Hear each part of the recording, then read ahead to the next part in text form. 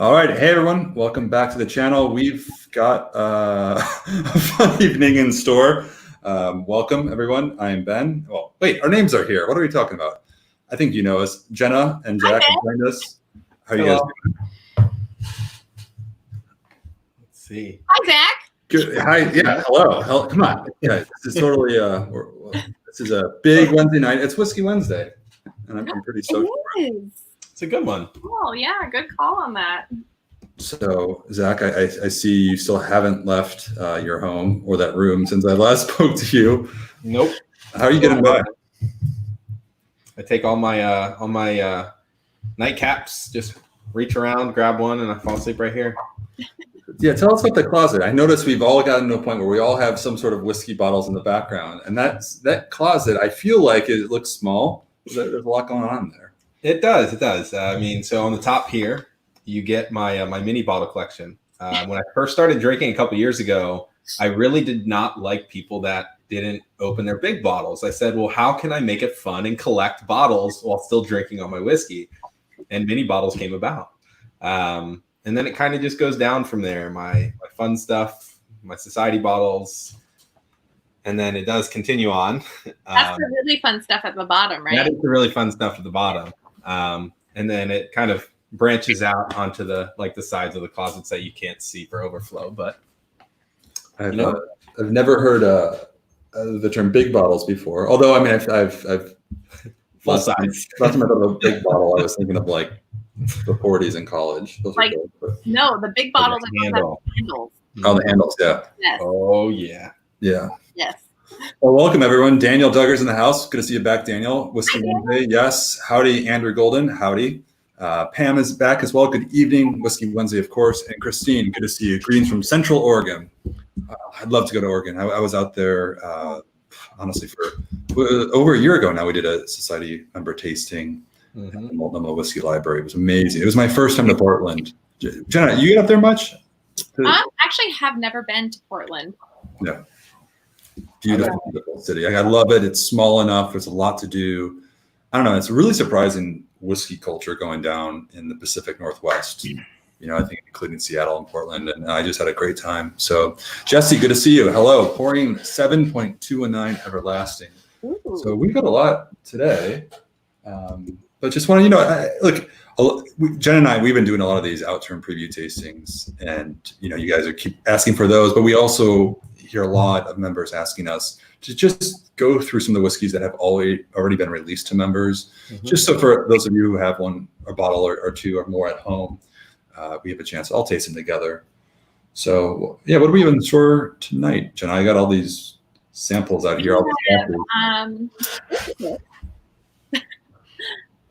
Six really very diverse, different kind of fun whiskeys. So these six were actually part of a bundle that we put together called Flavour Fireworks for the month of July. But a lot of these were also available individually. So I think a lot of people have scooped up many of these, including some that went pretty quickly. But it's a pretty diverse selection. So I've been waiting all day for this. As have I. So let me ask you as just general question. I guess I'll pose this to everybody. Let's say you had a really special occasion to celebrate. What is the one whiskey you would open, if it's an unopened bottle that you have perhaps, or share a dram of? Like what? I guess that's subjective, of course. It's really, I think, depends on what means most to you. But what's just random question? First to come to mind, if you thought of a really special whiskey, and if it's easy, we can keep it obviously within the society because we have a ton to choose from. I mean, I have a whiskey that I love to go back to and celebrate with, and that's 135.1. Oh yeah. That's my baby. I don't know what it is. That whiskey just totally stole my heart, and so I've been nursing it. So anytime I feel a little fancy or something special, that's what I'm looking for. That's a special whiskey. That whiskey, amazing memories and some maybe not so great memories. And I don't know. It's a really beautiful, just magical whiskey. So that would be mine.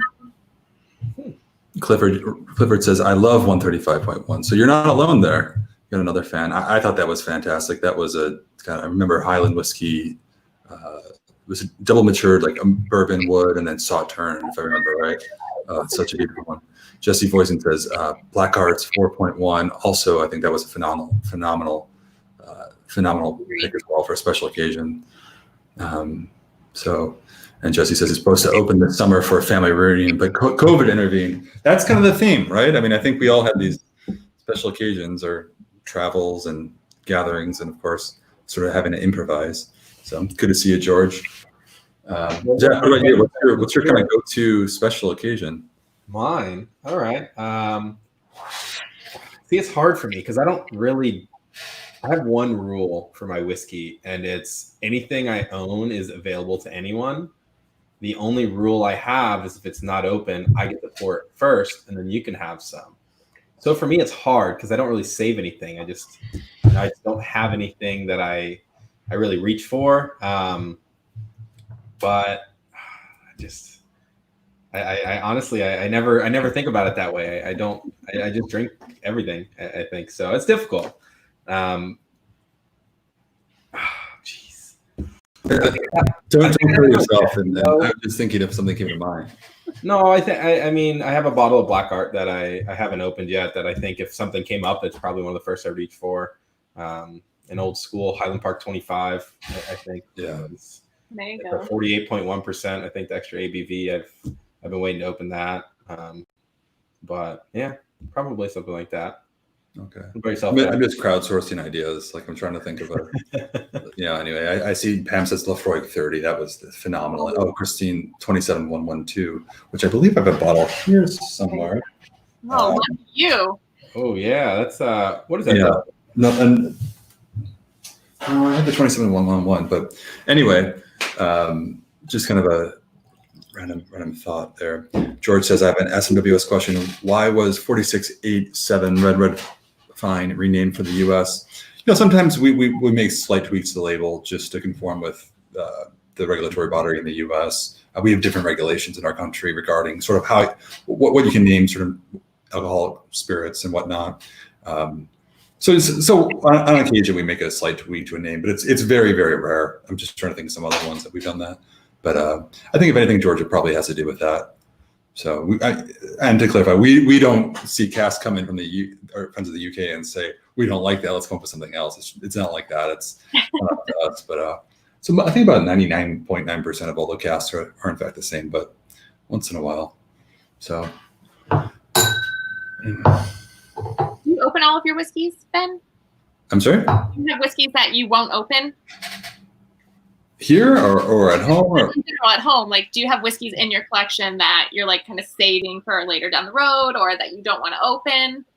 I have a lot of unopened whiskey, and it's kind of weird. I mean, I think sometimes we give people who have a lot of unopened whiskey sometimes get a hard time, or at least on social media. I have this funny thing about, if I buy a bottle of whiskey, I like to sort of think about it for a while. Yeah, I like some time to go by. I mean, like I'm so fortunate we have so many bottles at home. So it's not like I'm in need of a brand new bottle at a time. Let's be honest. But I like sort of going back to a whiskey after it's no longer available. It's off the market. I don't know. And there's a special thing to be had, I think, when you open a whiskey that's brings you back a little bit, a year ago. And so I have a lot of whiskeys that are, been purchased over the years that I've just been waiting for the right occasion. Yeah. But I'm kind of realizing, when is that occasion? Like, what am I really waiting for? Yeah. I think the answer is just waiting for people to come over. Yeah. And Zach, when you came to Chicago, you brought a bottle that you had unopened with you because you said, I need to open this with somebody. And you traveled from Florida, from Orlando to Chicago with an unopened bottle just to open it here and have announce. So I'm kind of like that too. I think I've gone a little crazy over the years. But anyway, what about you, Jenna? Let's ask that same question. Do you have any that you like to keep unopened, or? No, I have it's funny because everything that comes in the house, I want to open because I want to taste everything. Drell sometimes is like, don't open that. And I'm like, but it was made to be opened. Why can't I open it? And so I'm always I want to open everything that comes in the house. But the only rule I have is that if it is a whiskey that either of us have not tried, I will not taste it until the two of us can sit down and taste it together. That's like my rule. So it's a good rule. Yeah. Danielle says, I have a handful of unopened bottles, but I have a hard time not tasting them. I think so too. I think when it comes to society whiskeys, I'm opening those right away, so I'm trying to think, do I have any unopened society whiskeys? I've got a couple that I've purchased, but that's about it. And I'm actually looking, I see one of them that's right there. I see that open. So yeah, actually I do, but they're ones that I've purchased and kind of waiting for a special occasion. Mm-hmm. So I literally only have 2 society whiskeys that aren't opened yet because they literally showed up today. There are 2 that I purchased for myself. It's actually one we're tasting today, but those are the only 2 I have that aren't opened. I think before we go into it, I know some comments about the Cask 93 140, which is our U.S. exclusive. We put out sort of in the drawing last week. I understand, we had extraordinary interest from all of our members, and of course, with I want to say 198 bottles to go around, there weren't that many. So I guess congrats to those who did get sort of picked in the random draw. If you didn't, fear not. I'm pretty excited for what's to come, because we actually chosen to bottle 3 different casks from that tasting that we did with Charlie last year. And I don't know, like I said, when we did the Charlie McLean tasting with Tom, I mentioned that, all the scoring was very, very close. This one happened to receive the highest number of votes, but the other 2 were just like neck and neck. And I'm really, really excited for the other 2. I will just keep that to myself. And you know how much I love the 93s. So even so, it's pretty exciting. So Daniel asked a question, is having too many opened and oxidizing a concern? So, I mean, for me, bottles, once they're open, don't usually last that long. We have a few that have been open for a little over a year. And the smell definitely changes. The taste of those whiskeys definitely does change. But that will change, whether the bottle's been open for a week or a year. Obviously, a year is going to be a bigger difference in flavor. But what about you? Do you have have you noticed like a sweet spot of time that bottles kind of start to lose flavor?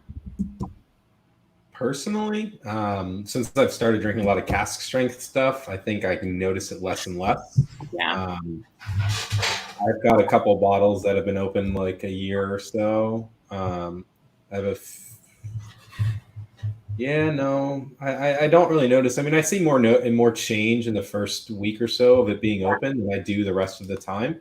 But I'm also, the reason I have a lot of unopened bottles. The entire bottom shelf of my stash is unopened, just because I have so many now that I try to get through some of them, because then it's like going to a restaurant and being handed this giant wine menu. I don't know what I want when there's too many options. Yeah. So I try to keep stuff closed just so I don't have more options. But no, I don't see as much of a change after that 2-week mark as I do in the first 2 weeks or so.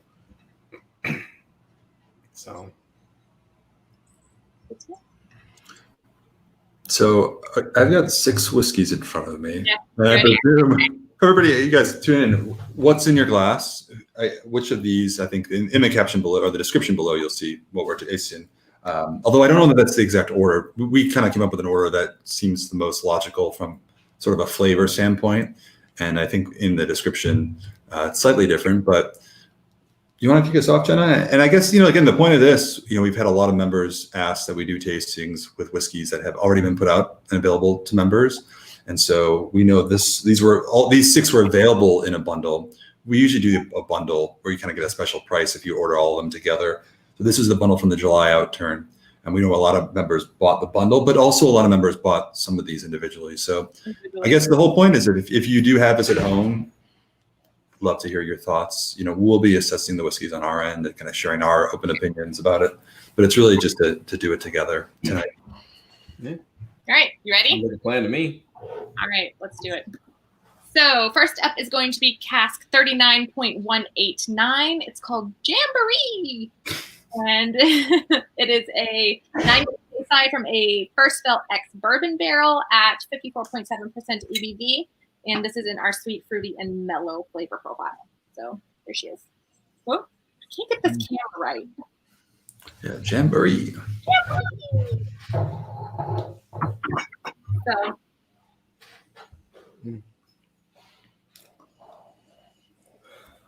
This is like a classic Speyside. Yeah, for that bright, fruity orchard fruit, bit of drizzle and honey, like a little bit of raspberry maybe. Yeah, I get a little bit of creaminess on top of all of that. It's like a fruit parfait.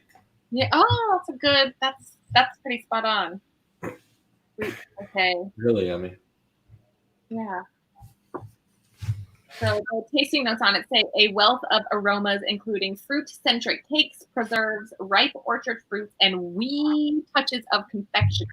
An easy sipping mixer.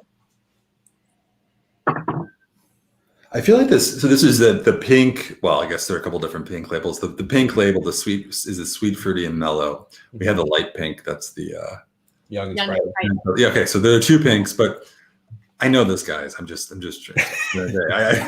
I'm just saying the regular pink, the sweet, fruity, mellow. It's funny. We were doing this tasting the other day of the Outturn preview tasting. I was just commenting. I think how some profiles. Oh, the young and sprightly. We were thinking because you love that, and I've really kind of. I haven't gravitated towards that, but I've recently started. This is another one that I have to be honest. Like at first, I just the Cask and the sweet fruity mellow weren't the ones that spoke to me the loudest. Yeah. But more and more recently, I'm starting to appreciate sort of some of the subtle nuances, kind of, within these casks. And I think this is one of them. Yeah, this is yeah very bold. And I think to piggyback on that, I think what I'm enjoying so much about it is it, like you said, it's like a classic Speyside whiskey, but it's at cask strength. So it's taking those bottles that you can buy on the shelves and really elevating it a little bit more with complexity and oomph. And I'm really enjoying it a lot. Yeah, this reminds me of if you put a whole bunch of gushers in your mouth. Oh my God, yeah. Are they frozen or room temp? Oh, are they frozen? Oh my God. Frozen gushers? The only skill in Florida with these are gushers. What? I need a hole in the chat. I have some in my kitchen. I need to know who did and didn't. Maybe freezing gushers was more my time and age. Yeah. But that was the thing because they would last longer. Because as it defrosted, the flavors as you would sit there and chew on them, the flavors would slowly come out instead of just exploding all at once. I'll have to try that. Just do it 1 pack, I promise. It's so good. Life changing. I'll give it a whirl. Yeah, this is just like kind of that explosion of just like those really ripe fruits. It's really,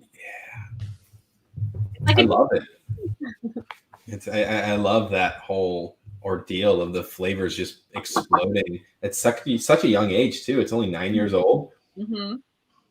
There's I so think much. that, like on a first filled bourbon barrel, like really active wood, it's fresh from presumably Kentucky, maybe Tennessee, over to Scotland, filled with the spirit. And then less than 10 years later, I think what you have is you've extracted a lot of the influence of the bourbon wood itself. I just think it gives off a very developed profile, as a result. So I think at this point, what does age really matter? When if you have good wood, I mean, I think you can get a lot out of it.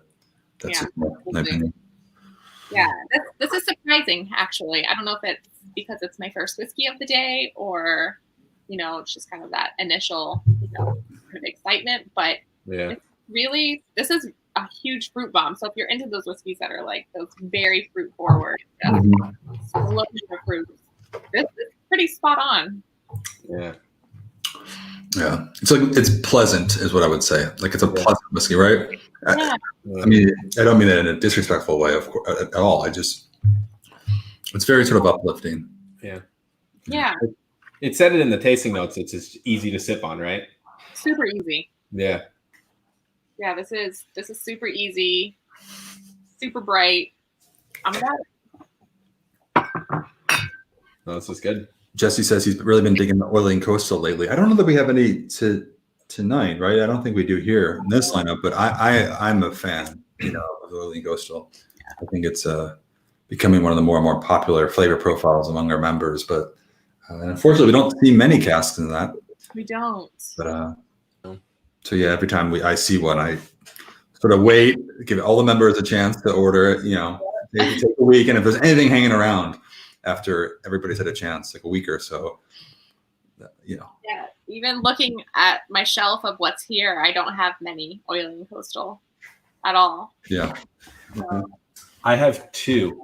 I probably have a lot of Society whiskey. I have 2 bottles of oiling coastal. Yeah, actually, that's what I have too. Mm-hmm. Yep. So what's? I'm pretty stoked to go through this. What's the next one? Should we? So the next one is probably my kind of, Okay. lineup. You can gush about it. Not to be, that's a gusher pun, but you can introduce this one to us. So this whiskey, funny, and members that I've spoken to over the phone over the past couple of days, I've kind of gushed on about this one just because I think it's really fantastic. So the next one is going to be Cask 95.35 Herbal Bouquet. And it is an 8-year Speyside in our spicy and dry flavor profile, which kind of have its hook in me at the moment. And this is in a second fill ex-bourbon barrel at 66.3% ABV. So 66. Yeah. Awesome. Let's get drunk before we finish the other 4. Yeah, this one is really special. And I think the reason, one, really excited for this one was because Blondie Bombshell, which was in our Young and Sprightly flavor profile, one of the ones that, I love is from actually the same country. So I was excited to see another 95 with that high 66% ABV because Blondie Bombshell was that drink so just elegantly and really beautifully for something as young as it was. So, yeah. What do you think? Jenna, would you consider yourself sentimental when it comes to whiskey? Yes. I know. You get so started. I mean, I love it. I mean, that's I do. That's a true whiskey geek right there. Sometimes at tastings when I just start going and going and going, I have to check myself and I'm like, okay, Jenna, listen, drink the whiskey. I think you're second born. I don't think you need to check yourself. That's the whole point. I think in our company at the society, think of it. We are probably among the most passionate whiskey lovers in the world. And it's, I think the last thing we need to do is stop, gushing over a whiskey. But yeah, I know. I do the same thing. I do it more internally. I just sit there and I just say, "Oh man," but really in my head, I'm like, you don't say that internally. It's externally too. No, I say that externally, but in my own head, I'm thinking of a lot more of things. So Jenna's more external with her emotions towards whiskey, and I feel like I internalize it. Yeah, I'm always in my feels, so to speak, and I wear that on my sleeve. I'm not ashamed to share the feels. So the nose on this is really beautiful, right? I got whoa. I feel like it's a bouquet of candy canes. Candy canes. Okay. It's not. I feel like you've said that before, Zach. I said candy canes, or I've said something along the lines of gumdrop buttons. I don't remember, but I remember it had something to do with a holiday. But this one, It says it's what's it called? It's a herbal bouquet. Yeah. I would definitely get more of a pepperminty menthol or a mentholiness to a winter mint kind of spice versus a lot of the the kitchen-y herbal spices. Yeah, it's on the back there is definitely that cooling kind of sensation to your nose that you get with this whiskey. And I think the nose on this is just really beautiful.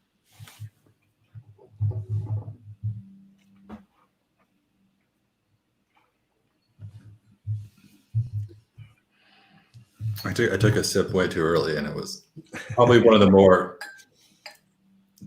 strongest whiskeys I've had in a long time. 66.3% ABV, and really a young one too. So you really feel all of it. Have you ever peeled a ginger root to cook, a fresh root of ginger, or I get a very very creamy ginger root on that first sip. It's very big. Oh, man. Daniel says, my wife makes fun of me for getting excited about smelling and tasting whiskey. Daniel, I think we've most of us have been there at some point. All you need to do is find the right one for her, and she'll jump right on the train. I think, a lot of us have partners who either are really with us on the whiskey train as well, or maybe they're kind of questioning our sanity at times. You're not alone. But I think overall, you just got to find the right one. And the good thing about whiskey is there's a whiskey for every palate. Yep. Sometimes even if someone doesn't like whiskey, they'd be surprised, So never give up. That's what I'm gonna say. Toss some beachcomber into a highball, and then just there you go. Go from there. I love the beachcomber. I too. Wish we had that today, in the lineup, but I'm such a fan. This big swirl, the big swirl in a Manhattan. That was girl. What? Oh. Yeah, the other one of the blendeds that we had released a little earlier. Let's drink whiskey like you're talking about, like pipe tobacco that has just been lit, not completely smoked or torched. Which one are you talking about? I'm sorry, guys. I've been trying to catch up. If you're talking about the I like big butts, we are getting to that one. I know. We will get to that. What? Yes. We are? Yeah, we are. Jay Manley says, I'm in the questioning sanity pool. All right. Welcome to Adult Swim. George says, Amy's a better noser than me, but she doesn't drink. I kind of remember that, George, when we were in Kansas and she was nosing everything and offering opinions that basically made us all feel pretty amateurish, but then didn't drink the whiskeys. I kind of forgot about that detail. But I remember being impressed by her sort of assertion of the different whiskeys that we had. I remember when I was first studying in wine and at my exams, they pointed out that women scientifically have better noses and explanations of their flavors than men do, even if they don't drink anything. And they always say the first impression of the taste of wine is so very well put together that it astonishes a lot of people. This 95.35, it's really raw and intense. And it's really not a whiskey you'd find on the shelf, regular. Yeah. It's so different. Like it's not to say it's not fine, but it's like perfectly unrefined. Like it's just really, really raw and intense. And I just envision like if I were to go over to Scotland right now and you land and then you're really jet lagged and you walk into a distillery and you want a whiskey to wake you up and just say, welcome to the motherland. This would be a good one, I think you definitely get that malty, like you said, that rawness underneath, but on top of it, I get almost like this earthy, like damp forest, almost kind of quality to it, which I love that in whiskey. I love like earthy kind of funk when it comes to whiskey. But then there's like a Yardley's soap element, like that trails on the back end of this. And I think it's very complex, especially for 8 years. And this one got me for sure. So I was gonna say wet hay. So yeah. We're right up there with the funky and the wet forest and earth floor. I think it's really beautiful, and for 8 years, I think it offers, a really beautiful picture to kind of dissect. I think there's a lot happening in here. So. MY Rich 56 says that's why women are some of the best master blenders. Kind of going back to the ability. It's unfortunate we can't really test that. I wish. How do you really compare? I really like to know. I think on a biological level, I think the evidence, it makes sense. I just wish it's something that we can really experience, because as a man, I feel like, oh wow, I could be actually experiencing more, and I love whiskey so much. It makes me feel like, oh, I really want to know what that's like. I feel very like I feel like I'm very limited, like a sort of a CPU chip on a car limiting my horsepower. It's kind of how I feel right now. Anyway, NY Rich 56. I remember, I think from the last chat, you said you had just joined our club. So welcome, if we didn't give you a proper welcome last time. And forgive me if I'm mistaken. I do think you were saying that last time. So hope you've been enjoying your membership experience so far and enjoying some of the whiskeys. You want to move on with one that I'm really excited about? Yes. Oh, I'm sorry. Was it the 66% ABV? You need to pause after that one? I need a, I don't know. I noticed you've actually been doing the proper finishing of drams, and I've sort of been kind of sitting here like trigger happy, ready to like taste them all. Mm-hmm. All right, I'm ready. All right, number 3. Do you want to present this one, Ben? No, I mean, you got the bottle, right? I'm excited for it. So number 3 is Cask 6.36. The Hills Are Alive with the Sound of Muesli. This is a 10-year Speyside from a second fill ex-bourbon barrel at 56.7% ABV, and this is in our spicy and sweet flavor profile. We tasted this for Outturn preview tasting. I believe so. I think we did. I haven't had this since then, so it'll be nice to revisit that. We did? Yeah. Yeah, okay. That makes sense. We did. Yeah, this is such a unique one. I mean, when you consider it was, what's the description? Do you mind putting that back up? Yeah. Oh, yeah. Oh, nope. Sorry. There we go. Oh, we're doing 6.36. Oh, sorry. I had a different one in my glass. Okay, that makes more sense. I was like, wow, this is, because the other one I hadn't really tasted until recently. Nope. 6.36. Okay. Okay, so the Hills Are Alive with the Sound of Muesli. You're right. We tasted this, and then I got a little happy after enjoying that tasting, and I went home and I watched The Sound of Music. This Hills Are Alive with the Sound of Music is what it's from. And I watched it, and then I went into a whole spiral about sort of the Nazi takeover of Austria, which is, of course, the background of the story of The Sound of Music. Anyway, yes, I remember tasting this one because I went into a deep dive. The things you do in quarantine, guys, come on. You know. I know. That's right. Yeah, I haven't had this since July 6th. And it's so different from what I remember. Like, I think it's really a time to open up. Jesse says, my wife asked, what's up with all the green bottles? I told her the circus came to town and a new unicorn pops out every 5 minutes. No reason to buy from the liquor store because they are also fun. I appreciate that, Jesse. I guess if this is the circus, I'd be the giraffe, for everyone. But and then Jay Manley gave us a pro tip, which I'm laughing hysterically at. So hide your SMWS bottles behind some Bertolli olive oil bottles. Your spouse will never know the difference until you're cooking dinner and you go to grab that olive oil and it's a 66% cask strength whiskey.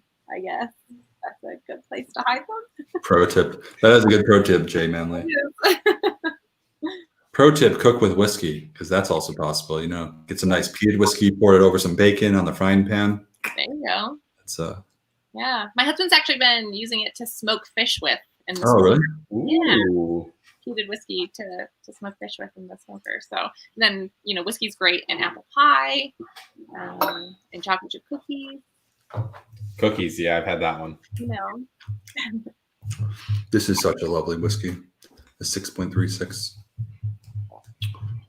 I think it's you're right. It does. It's a bit different than the first time I think we tasted it, at least for me. Which just goes to show how whiskey can evolve once the bottle's open. Does it, right? Yeah. Way different. Way different. Yeah. Yeah, that is way different. I'm getting more, like the nose almost reminds me of like a new pair of leather shoes. That new leather smell, which I was not getting, before. And then the palate turns into almost like, that ice cream with the little bubble gum at the bottom? That's what this reminds me of. I don't know. You never had like the cone-shaped ice cream that has the little bubble gum ball at the bottom? I know what you're talking about. That you got from the ice cream truck? Yes. Oh, yeah. But the bubble gum's so cold and frozen that it like breaks your teeth. Yeah. Yeah. Nice. That's what that reminds me of. Yeah, let's read what it says. I still buy bourbon, but I have only bought 2 to 3 bottles of scotch that aren't SMWS this year. That's Well, I guess we appreciate the support. Glad you're enjoying it. We have it's never a dull moment here. I got to tell you, we've been putting out some fantastic whiskeys. Obviously, biased in saying that, but I think you guys know it's true.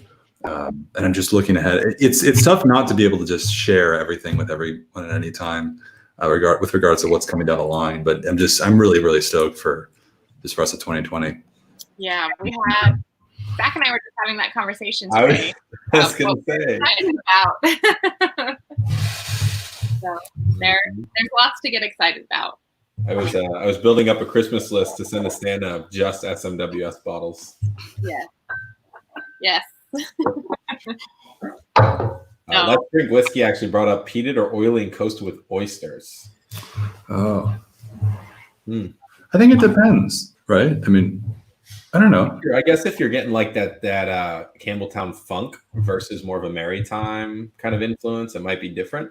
Yeah. But I guess if it's like buttery oysters, those could be really good. Or gosh, I forgot what the seafood is for a moment, so I'm gonna move on. I think the oil and coastal would be like a softer kind of accompaniment to the seafood, whereas something peated would be that's fair. Like the level of peat, maybe a little more overpowering. And oysters have such an amazing, lovely flavor on their own. So I think marrying that with an oil and coastal would be really delicious. Yeah, I've done some good peated whiskey pairings, but they are tricky, right? Because peated whiskeys tend to overpower most anything. Yeah. At times, and sometimes if it's the other thing is equally smoky, even if it's like a cigar, like it's almost too much, too much smoke. I love a peated whiskey, but I think sometimes when it comes to pairing food, especially with oysters, but we have, some of these, I'm thinking some of these lightly peated, like the mainland whiskeys. Yeah. Although then you lose the coastal influence, which is kind of what's maritime character is what's really good with oysters, right? Actually, I wonder how Distillery 52 would pair with some that maritime influence coming from the mainland, though. I wonder. Sorry, my brain's going. That's me starting to think about everything. I think it's one of those peated spade sides that we get. They kind of offer that little bit of sweetness too, which may be kind of a nice kind of like salty and sweet kind of like Chex Mix style. Style on that. I think that would be kind of fun to experiment with too. Yeah. What do you guys think? Overall, what are some whiskey pairings you like? Actually, we can start with peated. What would you pair a peated whiskey with? Because that's the real challenge. I'm sorry? Chocolate cake. Do you think, Jenna, do you think a peated whiskey pairs better with chocolate cake than, say, like a sherry cask or a matured whiskey? Yes, I think that because having a sherry cask or like a sherry matured whiskey and like a big piece of chocolate cake, it's like too much kind of sweetness. Whereas, anything from like lightly peated or something that's a little more heavily peated, you get like that salty, and then you take a bite of cake and it's that little bit of sweet. I think whiskey and cake and when this is over in LA, if you're in LA, we are doing a whiskey and cake pairing. It's happening. Yeah. That, just whiskey and cake is such a beautiful just combination of flavors, and that's my favorite pairing. And I actually really do enjoy peated whiskeys with cake, chocolate cake specifically. All right, I try to live my life with an open mind. I don't believe it, but I will gladly be convinced otherwise if you can manage that. I just love a sherry matured whiskey with chocolate. I love it. Like the ideal dessert, for me. Jay Manley says peated and steak, which is interesting. Yeah. So, I wonder if the type of sherry would change how it goes with the cake.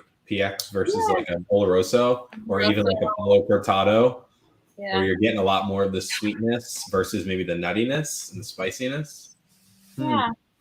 I'm just thinking about cake now, so I'd be happy to experiment with that and let you know. I guess I'll have to get 5 types of sherry in front of me and 5 different pieces of cake and just go at it. So yeah, Jesse says bacon. I mentioned the peated, pouring some peated whiskey over bacon in a frying pan. But the peated and steak is coming through. NY Rich 56 peated and steak, and Jay Manley said peated and steak as well. So it's and then Jesse's agreeing. Peated. Okay, guys, I think we found our answer. Peated whiskey and steak is the pairing. We need to stop doing these before I've eaten dinner. I feel like every time we do these, we talk about whiskey then pairings, and I always leave thinking. And Clifford says peated and shepherd's pie. Now that I can get along with. Like a proper shepherd's pie or like a cottage pie?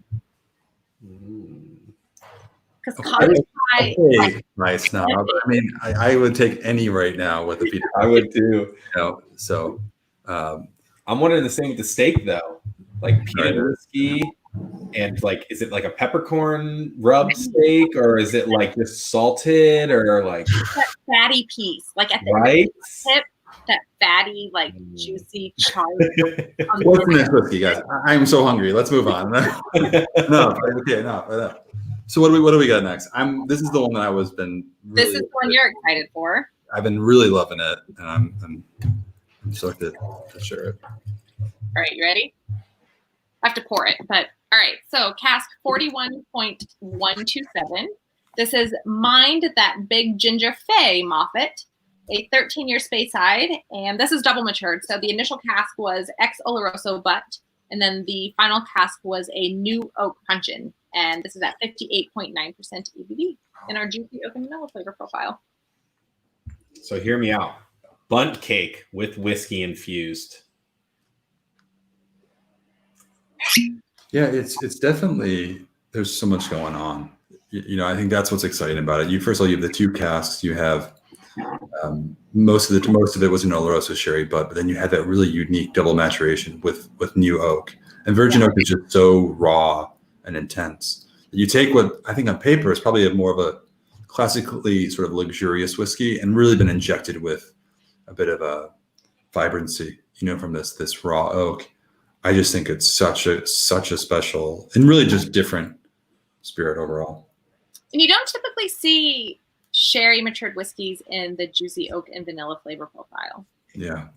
That was that kind of threw me off, to be honest. I was like, is that a typo, or I was not expecting that at all. It's really, in terms of like color, it's on the darker side, in terms of what you see, but these are the profiles are just assigned sort of after tasting without knowing what it is. It's just, based on the flavor alone.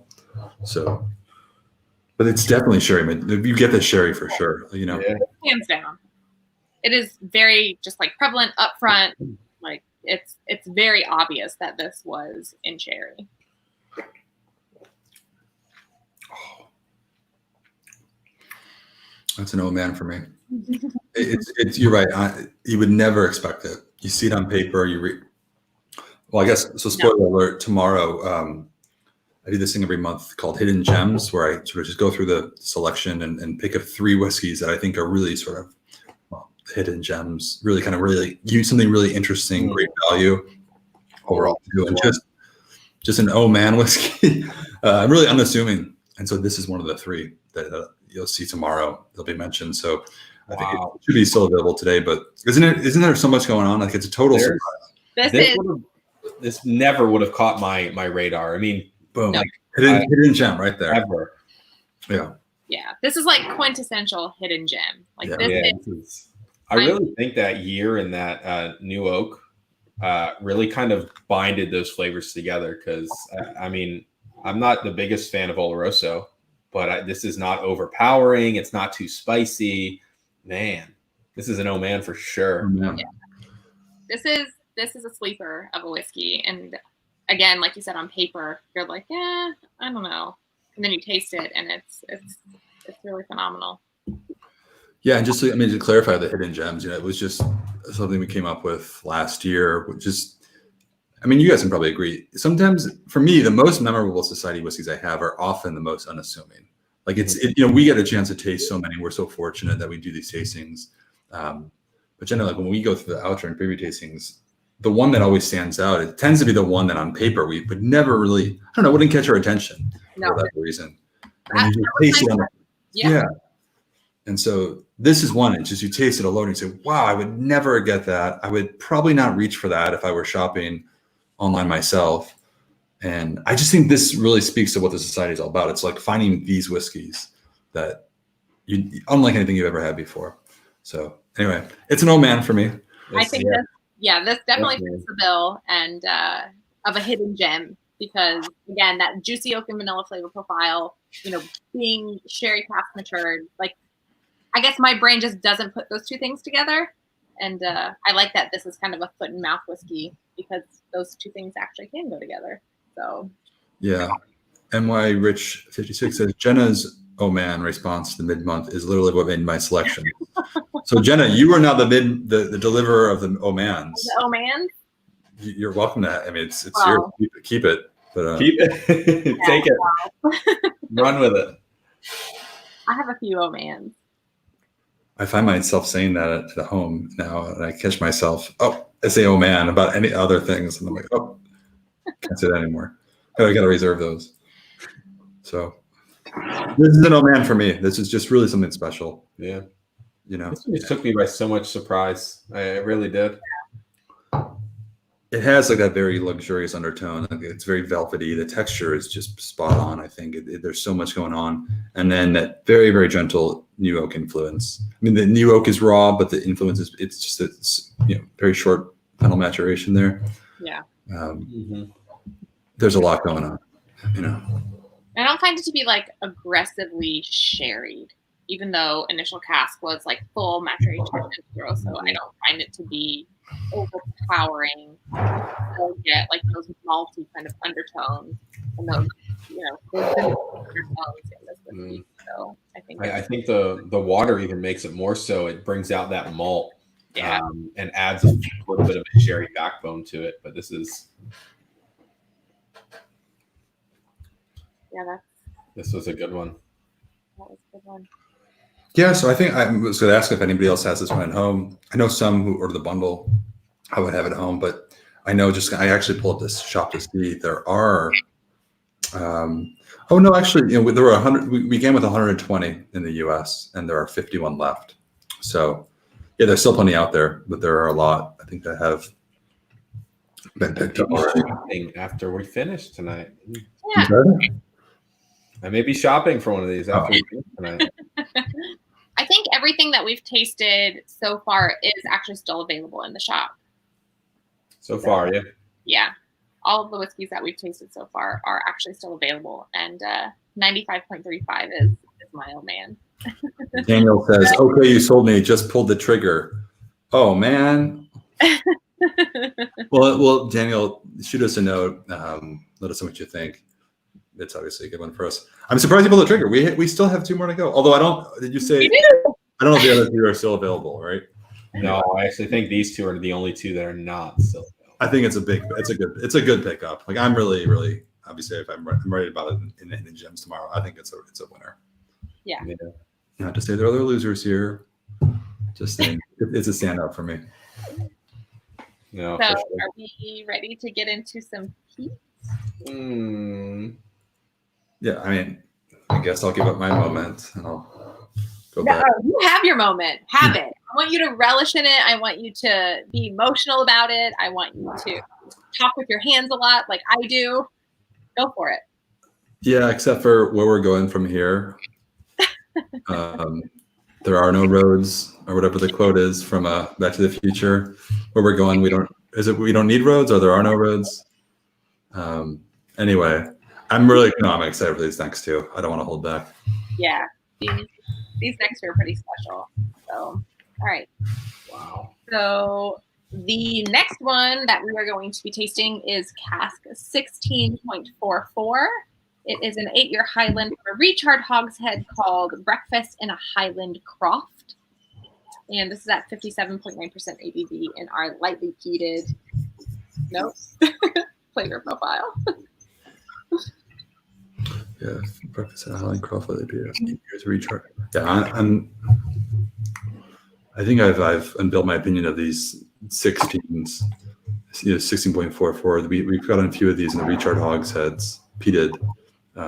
They've usually been, standard peated, not lightly peated. So this is kind of a unique one, I would say, just flavor profile alone.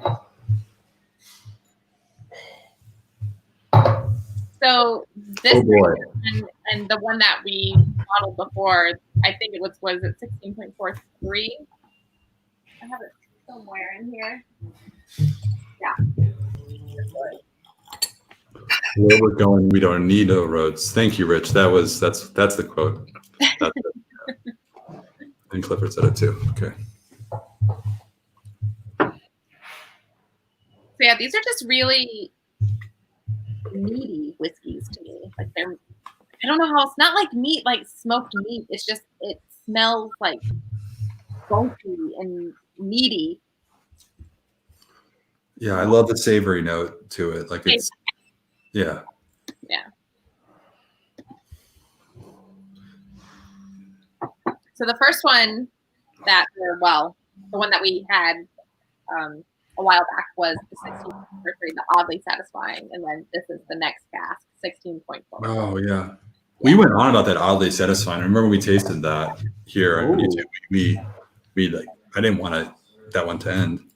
Yeah, that one was pretty stellar, and this one actually does go really well with like grilled food. I taste tested it. It's really good. Yeah, you did? Okay, yeah. Jenna's doing all the hard work for us, so we don't have to. Someone has to do it. That's right. Yeah, I think this is it. Oddly satisfying. We tasted it here, then I ran home and like immediately tried to make up a cocktail with it, and I went to town with it was an oddly satisfying evening following our first tasting. What about this one? How does this compare? I don't know. I'd have to like do a kind of a side by side, but I think they just definitely have that like kind of meaty, heavy quality to them. Oh, so good. Oh boy. Let's Drink Whiskey says 16 has been my favorite for SMWS bottles so far. Just amazing. Really just so unassuming. Again, here's another one that's just so unassuming in paper, but you taste it, it just blows you away. Oh, Evan says the last few 16s have had a French press coffee smokiness to them.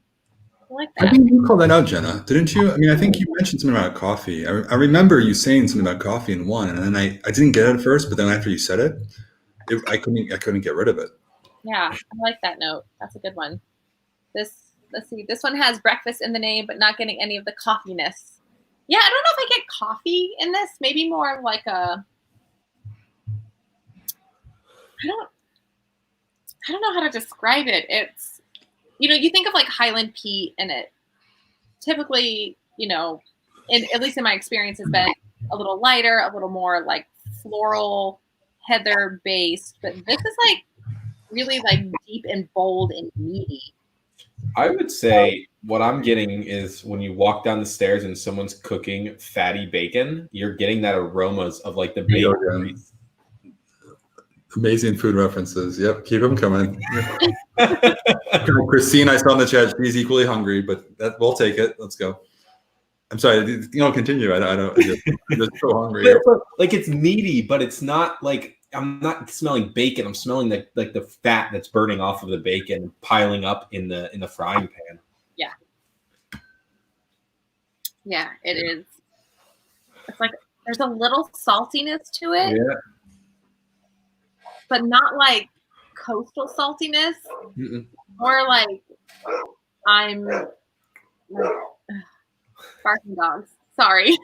You're talking about food and they're getting hungry. I know. I guess they're like, feed me. You're like in kind of you're in the Highlands, like you're grilling like meat on a fire. I don't know. You're in a croft. Yeah. It really does paint a picture. It does. This is one of those that I mean, I don't know if I'd call myself sentimental, but I think I'm really attached to grabbing memories from my past and pairing them with these tasting notes and these aromas I get. It's called sentimental. Okay. Thanks, man. Yeah. I don't have a hard relationship with my whiskey, I guess. You have a complicated one? but it's painting. This one is really good at painting that picture. I think it's awesome. The peat is well versed in like combining itself with the other flavors. It's not overpowering. It's not one that would take over all the flavors of a food if you were to pair it with it. No, I think this would be a great kind of, accoutrement to something, that you were cooking. I think it's really special. Yeah, Zach, what has been your peat experience lately? Because I know you were really it wasn't really in your wheelhouse for a while, then you were kind of making an effort to really just embrace it. How's that been for you?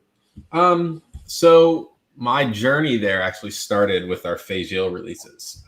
So when we did that tasting, the one that really got me, there are two that really got me, were our, I think it was our Distillery 3 that we had that really opened my eyes to how well it could blend itself into the flavors of the whiskey, because I was so used to the Lagavulins that you buy off the shelf, that it's peat. Like, they want you to taste the peat, they want you to smell the peat, like the Ardbegs. And then our the 10 that was like fire and devils, and it was the most exploding peat in your face. I never really stopped to smell the flavors. I always would smell what's coming out of the top of the glass and stop myself. But recently, I think those two alone threw me into a loop, and I've tasted more and more of them. And it's really opening up my experience of tasting the underlying flavors beneath the peat versus just the peat itself. So I'm getting there. It's still a very prominent aroma in my senses, but it's starting to kind of feather away, and it's becoming more and more enjoyable. So,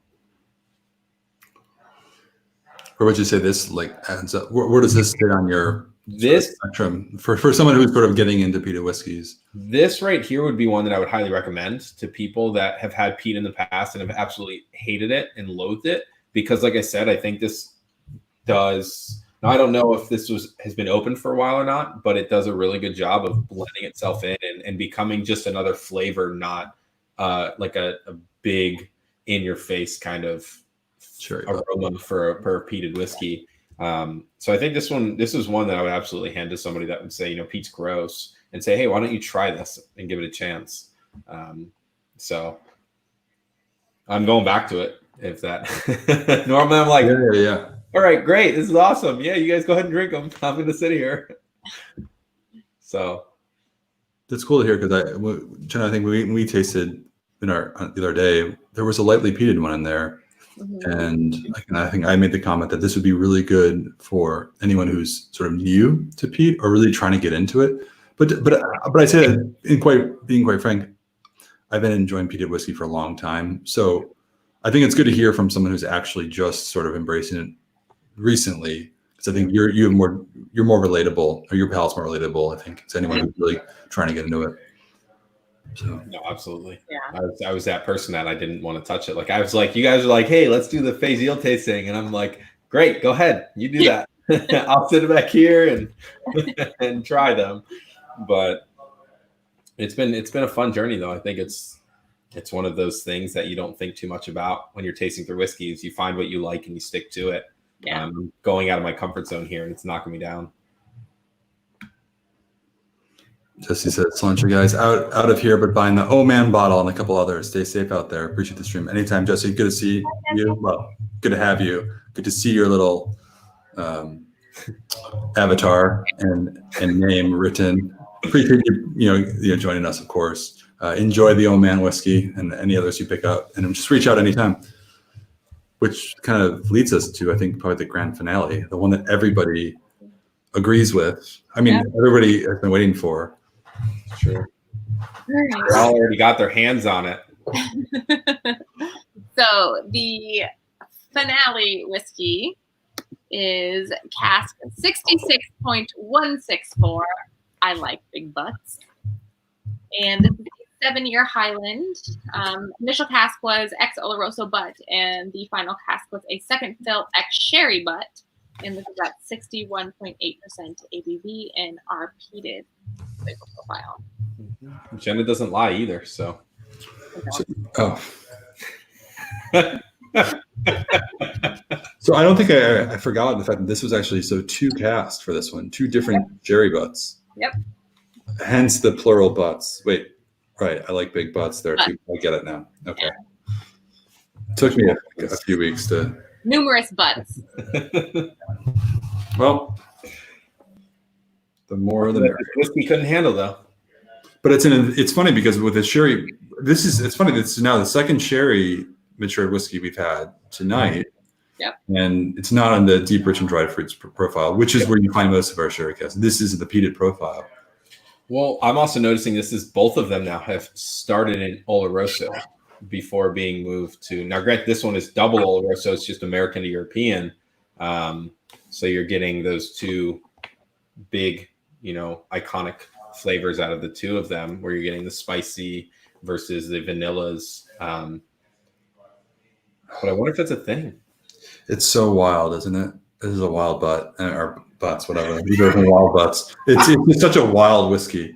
Like it's raw, and I love the raw. Raw. Yeah, right. Yeah. I love the intensity of it. But like the cherry undertone just adds like the dark fruit. It's sort of just it's almost like it's I don't know, just an overly aggressive. I'm trying to think of some sort of animal that is just vicious. Okay, my animal. Bobcats. It's a bobcat. Okay, sure. But then the sherry is just like a restraining leash. It's like just holding it back from really being overly aggressive. You know what I mean? And just sort of. All right, Jenna's having a moment. We'll just. She's judging my bobcats. No, I don't know. I think of like a bobcat. Don't people like have those for pets? I have to say, out of all the animals tigers too that are aggressive, and you did say bobcat first. That was an interesting pick. Yeah, it was. I'm trying to think of big cats that like hiss at you versus like roaring at you. I would have picked like hippopotamus or something. Those things are aggressive. No, they are really aggressive, but I think that's also super aggressive. Yeah. Okay. I'm trying to think of those animals that like stick their teeth out and like, What would you pick, Ben? For an aggressive animal? Yeah. A otter, on a bed. I don't know. What was that animal that we got from our whiskey expert that paired us with animals? The spirit animals. I was a bear. What was that spirit animal that we got that we were like, what the heck is this? A honey badger? There it is, a honey badger. This is a honey badger. Yeah. Anyway, what my point is, it's not as aggressive. It does take. It just evokes a whiskey that could have been something that was just so vicious, but that sherry cask sort of just brings it back down to earth a little bit and makes it a bit more approachable. And that might sound ridiculous because obviously it was in the sherry cask the whole time, so it was never destined to be anything else. It wasn't finished in a sherry cask. But I love that duality of like the 2 different profiles. Yeah. And Let's Drink Whiskey says it's impressive that being a young, heavily peated whiskey, the sherry still comes through in a nice balance. And I agree. Yeah. It has extracted a lot of that sherry cask. I'll tell you right now, coming from the conversation we just had, this is not a heavily peated whiskey if you drink it. I mean, it's one of those things where the peat is sitting there, but as soon as you dive into the whiskey past that layer of peat, you're getting so many more flavors. It's if you stop at this nose where you're that like, oh, let me smell it. Oh, that's gross. I don't want to taste it. You're missing out on so much. What are you guys getting? I mean, I know a lot of you have this one at home as well. Just thoughts on tasting notes or your opinions. Let's Drink Whiskey. I know we got yours about the impression, how it is impressive that there is a lot of sherry influence. And it is, because if it wasn't so, this is kind of on the cusp of the deep, rich, and dried fruits flavor profile or the peated. Yeah. But of course, the peat is so prominent too. Yeah, I feel like this whiskey tastes older than it is. It's only 7 years, but I feel like there's a maturity to this whiskey that, I don't know, it's like it just tastes more mature in profile than the age, I'm gonna call a guest and ask for help here. Going to the tasting notes, it uses on the palate. Our tasting panel called out cider vinegar and noble rot grapes. I don't know if you guys drink a lot of wine or Riesling, like Trocken Beerenauslese or Beerenauslese, that noble rot, the sweetness from it is a very raw and natural sweetness. It's earthy almost, but very sweet, mixed with that like that sweet vinegar, that spice from cider vinegar. That is, I mean, I couldn't put it any better than that. It's such a great way of putting that like smoky, like vinegary thing going on with the Yeah, I could see that like apple cider vinegar kind of like tang. There is a tang about this, and I think that that's a good reference to that. I just think it's harder and harder to find these peated whiskeys in a sherry cask. Yeah. I'm thinking back, years back, not that long ago, less than 5 years ago. I remember the style of whiskey I was buying off the shelves was peated whiskeys in wine casks. And I was like, oh, I just love the explosion of flavors. And now I realize I must have just become very basic, or like my opinion is not unique, because I think a lot of people also kind of fell in love with that similar style. It's really hard to come by, so I just appreciate the opportunities to go back. And the ones that are young too is what I like. Man, I guess I'd like an old peated whiskey in a sherry cask. And we had, I'm thinking of the Fest Shield release, we had a few of those. Those are phenomenal. But the young ones, just so much personality. Yeah. I think there's a big difference though. It's like you have like a 30-year-old peated whiskey, and there's like an elegance to it, and it's like a moment, right? But when you have like these young peated whiskeys, there's so much excitement, like in the palate, with these young peated whiskeys. So it's such it's just so different, having those old mature peated whiskeys versus this like young, vibrant, I'm thrown for a loop, because Ben and I actually had a conversation when I was trying to get into these, like, hey, what kind of sherry or peated malts can I get into that would really be approachable for my palate? And sherried peat whiskey, or like older peated sherry whiskeys were like a thing. And I always, watching Scotch test dummies, Bart loves these young, huge peated Islas. And I always thought he was nuts. I'm like, Bart, you're crazy, man. Like, I talked to him on the phone. I'm like, I don't get it. How do you enjoy it? This whiskey right here is a blend of both of those: an aged sherry Isla and a young peated whiskey aged. Listen to me.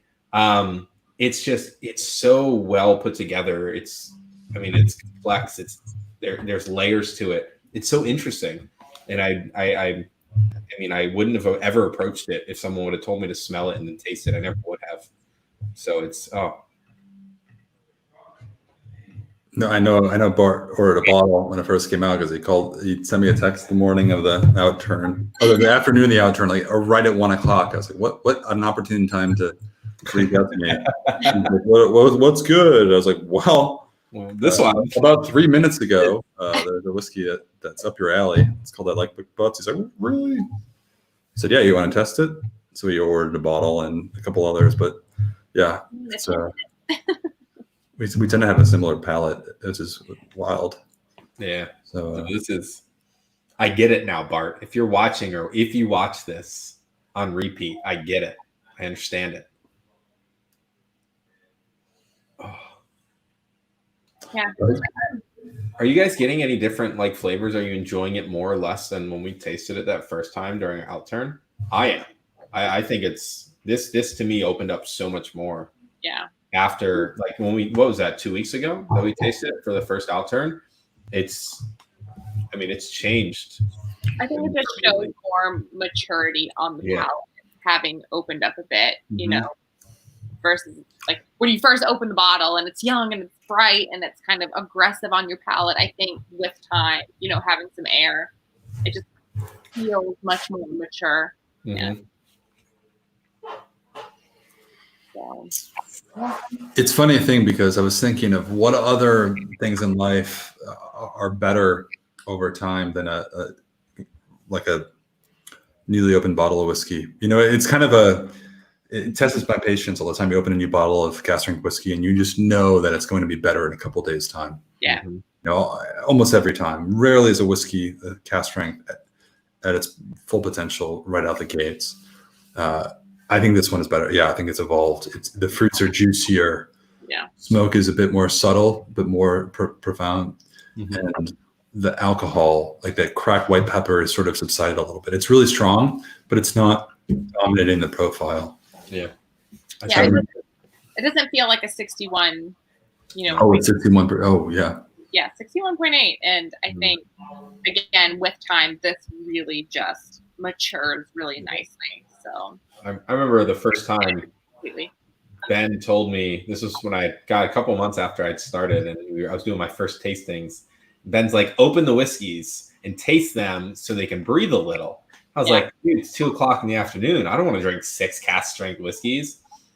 And Welcome to the industry. I remember when I tell people I'm doing this for your own good, I never realized how big of an impact it had. Yeah. And I mean, it makes like, it's a huge difference for me. And I don't think I've ever come across a whiskey that I've liked upon opening and then just didn't like it 4 days later. Like I've only liked it even more. And this is one of them. Evan says, creaking ships lost in the fog. Evan, I got to tell you, I was past 29.12. I can't remember the number, but Oiling Coastal, 21-year-old Isla, double matured. I got a bottle at home. That one was double matured French wine, French red wine barrique. Yep. Such a phenomenal whiskey. And I got to tell you, I was just personally, maybe my favorite society name, or whiskey name of all time, Creaking Ships Lost in the Fog. Yeah. I just think it's spot on with the profile. When you taste it, you just taste fog in an ocean with something. And pirates. Hey, if anybody wants to let me know what it tastes like, I'd love to know. I don't have any left. Mine's gone. But I did save the bottle because I'm with you. That name and that bottle was absolutely just phenomenal. Yeah. Yeah. Yeah, that did it for me. Well, anyway, 29.248 says George. Thanks, George. Yeah. Well, we just had one, I think a 44 that we released in probably early this year and the last year. It was Pirate Ships Lost in a Storm. Yeah. As we sit here and drink this, he brought that name up, and I couldn't help but think, I wonder what that tastes like right now. Because it tasted and was extremely similar to this one as soon as I opened it. But I wonder what it tastes like now. I wonder if it subsided and kind of, mellowed out and blended itself together, like the marrying of casks of some sort. Mm. Yeah, I thought I had a bottle here, but no. All of your bottles are color coded, like they're by flavor profile. They start young and sprightly, and they go across, back, and across. Yeah. You should have seen when I first went to his office. They're all organized by profile. Yeah. You can't see them, but I'm missing a few because I didn't have enough space for like Old and Dignified and heavily peated. But yeah, I think it was the other 10. I'm sorry. Mm-hmm. What did you say? I was talking about how she's talking about your color coordination going across. No. I heard that part. It's something about 10. I wasn't sure what you. Oh, yeah. I have a few. I think there's 3 flavor profiles that I was not able to fit onto the shelf. I think heavily peated and Old and Dignified were 2 of them. Yeah. We just don't come out with many of them. So. Yeah. No, it's good. I honestly, I don't. This is my office, so I'm quite frankly not drinking often here, and I maybe at the very beginning I was like tasting a lot, and now it's kind of my workspace. And obviously tasting on YouTube is an exception, but if a member is in town and wants to come by, and I always open invite. Well, except for now, probably just wear a mask or maybe just hold off a little bit. But it's easy to sort of reach towards the different flavor profiles and introduce them. And I think, to be honest, like when I first became a member, I didn't really embrace the flavor profiles like I do now. I really didn't. I still was going after distilleries and casks, and I really just through experience have dropped that. And I do kind of gravitate towards profile. And I do sit here occasionally or at the end of a long day and think, okay, what do I want? And just imagine it in my mind. And I don't think in terms of specifics. I do think of flavor profiles now, and so anyway, but I know that's a lot of members at home who are, kind of enjoying their whiskeys do the same thing. So it's always fun. So yeah. Anyway, That was fun. so any standouts for you guys? Those 6, we had 6 whiskeys. Anything that really spoke to you tonight, or any surprises along the way? Jenna? 95.35 is my Oh Man whiskey. But 41.127, I think, was the biggest surprise whiskey. Yeah. I think I'm on the boat there. I think my big oh man was the 41.127, strictly because it was such a surprise and such a delight. I think because I was looking at it, I never would have guessed. So that huge surprise and delight blew me away. But the 39.189 was also, upon first nosing, I think that one was really just delightful. I don't think I could use a different word. It might have been first whiskey of the night, but nosing it, I didn't want to stop. So, Ben, you have anything? I mean, listen, like always, they're all good. Jenna, I mean, the 95.35. What's the name of that one? I have it right here. It's called Herbal Bouquet. Yeah. I did love the raw intensity of that. Like, it was so unapologetic. Mm-hmm. Yep. It's just sort of like this last one, the 66.164. I like big butts. That was really raw, but it had that sherry cask to sort of hold it back from being overly aggressive. Yep. And so you tend to pick out the ones I think that are really potent. That I just maybe not always. And that like a really really bold one that was the 95.35. The 41.127 was. Yeah, for me, a kind of a standout. And again, you'll see tomorrow in our Hidden Gems article, I reference that as one of 3 in our shop now that I just think is so unassuming and really just amazing for what it is, and great value too. The 66.164 that I like big butts, it's more familiar with me. Kind of going back to it, the sherry cask, the combination of a peated whiskey in a sherry cask, is just such an amazing flavor experience. Only to be had in Scotch whiskey, and it's harder and harder to come by. And so that was probably one of the first to dry up when we released it, earlier this month, and it with good reason. I think it's for me tonight. It's really stunning. Yep. So Daniel says looking forward to trying that at 41. Daniel says I bought a bottle of 41 during the video too. Yeah, you guys are with us. Hope you enjoy it. I mean, I think really you'll realize, wow, this is so different. That 41's very unique. We've had a handful of people buy that 41 since we've been talking about it. Yeah. Yeah. Well, I hope you enjoy it. Truthfully, we're not doing this to get you to buy bottles. I hope you guys know that by now. Not at all. But no, I'm glad. I think you will both, really agree once you taste it. And like we were talking earlier, give it a couple of days, try it right away. But I suspect with a sherry cask and a new oak finish, that something like that can really benefit from opening up for a couple of days. So anyway.